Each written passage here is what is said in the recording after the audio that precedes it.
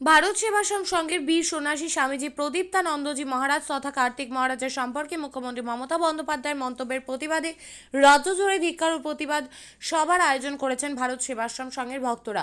গত কদিন আগে কলকাতার রাজপথে বিক্ষোভ দেখান আশ্রমের মহারাজের ভক্তরা। মমতার বক্তব্যে ধিক্কার জানায় মহারাজদের ভক্তরা। আর এবারে রায়গঞ্জে সাংবাদিক বৈঠক করলেন কুনোর ভারত সেবাশ্রম সংঘের মহারাজ উৎপল মহারাজ এবং রায়গঞ্জ ভারত সেবাশ্রম সংঘের মহারাজ নিরঞ্জনানন্দজি মহারাজ।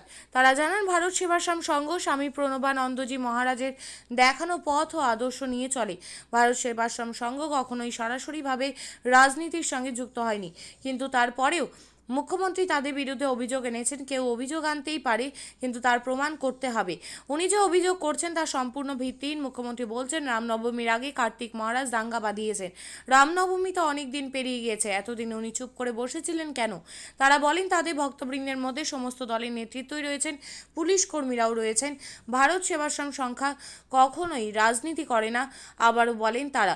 পাশাপাশি আগামী 27 মে অর্থাৎ আগামীকাল রায়গঞ্জে ভারত সেবাশ্রম সংঘের পক্ষ থেকে এটি ধিক্কার পদযাত্রার আয়োজন করা হবে বলে জানান তারা। প্রসঙ্গত শনিবার হুগলির গোঘাটে জনসভা থেকে রাজ্যের মুখ্যমন্ত্রী মমতা বন্দ্যোপাধ্যায় ভারত সেবাশ্রম সংঘের বেলডাঙ্গা আশ্রমের প্রধান কার্তিক মহারাজকে আক্রমণ করে বলেন, সব সাধু তো সমান নয়, আমরাও সবাই সমান নই। বহরমপুরে একজন কার্তিক মহারাজ আছেন। ভারত সেবাশ্রম সংঘকে আমি খুব শ্রদ্ধা করতাম, কিন্তু যিনি তৃণমূলের এজেন্টকে বসতে দেবেন না বলেন, তাকে সাধু বলে মনে করি না। এর অর্থ উনি সরাসরি পলিটিক্স করে দেশটা সর্বনাশ করছেন। আমি চিহ্নিত করেছি কে কে করেছেন। এই বক্তব্যের পরই রীতিমতন ক্ষোভে ফেটে পড়ে আশ্রমের সদস্যরা।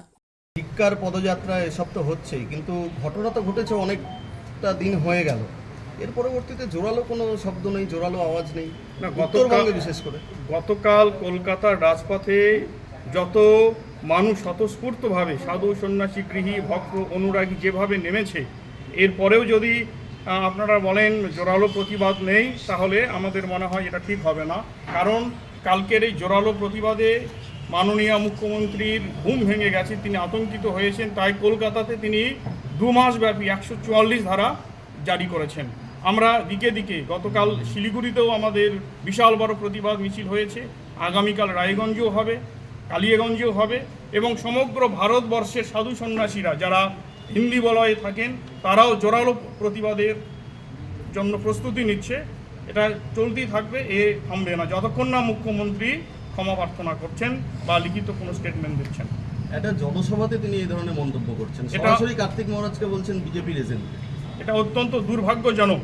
একটা রাজনৈতিক সভামঞ্চ থেকে মাননীয়া যেভাবে হিন্দু সন্ন্যাসীদের প্রতি, হিন্দু মঠ মিশনের প্রতি তীব্র আক্রমণ হেনেছেন, এটা অত্যন্ত লজ্জাজনক। বাঙালি হিসাবে, ভারতবর্ষের নাগরিক হিসাবে, সন্ন্যাসী হিসাবে, সনাতন ধর্মের বাহক এবং ধারক হিসাবে আমরা অত্যন্ত লজ্জিত। পুলিশ প্রশাসন আপনাদের পারমিশন দিয়েছে কালকে পদযাত্রা? আমরা পুলিশ প্রশাসনের পারমিশনের ইয়েতেই যাচ্ছি না, কারণ আমাদের ভারতবর্ষে আমরা গণতান্ত্রিক দেশের আমরা নাগরিক হিসাবে আমরা শুধুমাত্র পুলিশ প্রশাসনকে আমরা সূচনা দিয়েছি যে আগামীকাল আমরা একটা বিশাল বিক্ষোভ মিছিল ব্যবস্থা করছি।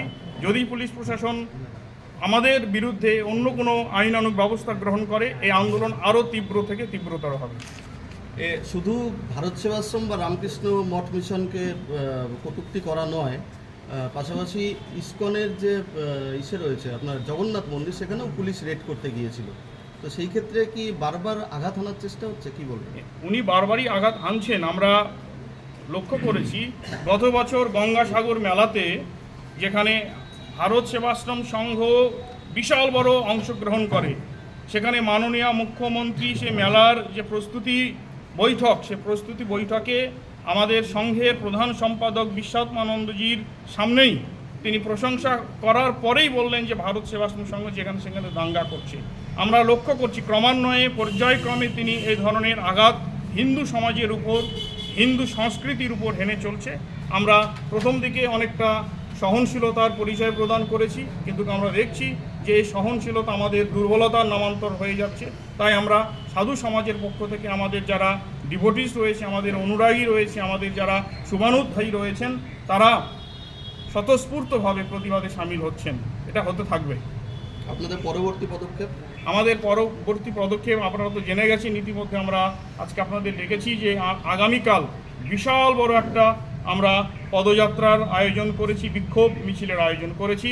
আমাদের এই রায়গঞ্জ আশ্রম থেকে বের হয়ে একদম মোহনবাটি হয়ে আমাদের ঘড়ি মোড়ে এই বিক্ষোভ মিছিল সমাপ্ত হবে। আপনি কি জায়গা কিনতে চান? তাহলে আর চিন্তা নেই।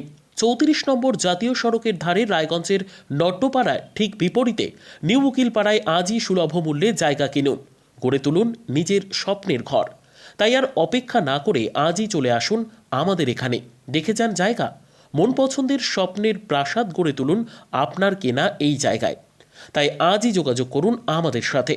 আমাদের ফোন নম্বর 8617827851, 6295828881, 8617033767। তাই আর দেরি নয়, আজই আসুন নিজের পছন্দের জায়গা কিনতে। বিয়ে হোক বা যে কোনো অনুষ্ঠান, ছেলেদের আধুনিক মানের পোশাকের বিপুল কালেকশন নিয়ে হাজির গোয়ালপুকুরের সরকার ড্রেসেস। ভালো ব্র্যান্ডের জামা কাপড় নিতে চান? তাহলে আর দেরি কিসের?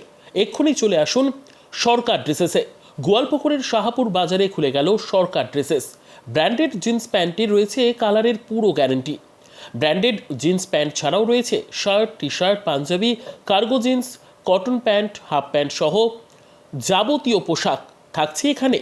সকল প্রকার কেনাকাটায় থাকছে আকর্ষণীয় উপহার। তাই আজই আসুন আমাদের প্রতিষ্ঠানে।